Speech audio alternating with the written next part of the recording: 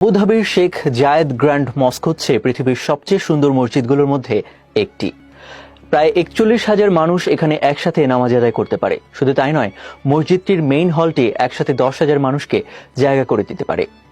৫৪৫ million মার্কিন ডলারে নির্মিত এই মসজিদে রয়েছে পৃথিবীর সবচেয়ে বড় হ্যান্ডমেড কার্পেট।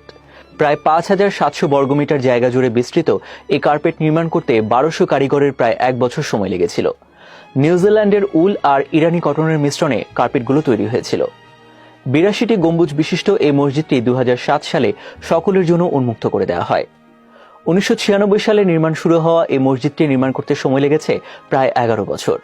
প্রায় ২২,৪১২ বর্গমিটার আয়তনের এই স্থাপনাটি পৃথিবীর তৃতীয় বৃহত্তম মসজিদ হিসেবে স্বীকৃত। বিভিন্ন দেশের ৩৮টি কোম্পানি এবং প্রায় ৩,০০০ শ্রমিক মিলে নির্মাণ কাজ সম্পন্ন করে। ১২ হেক্টর জমির উপর এটি নির্মিত হয়েছিল।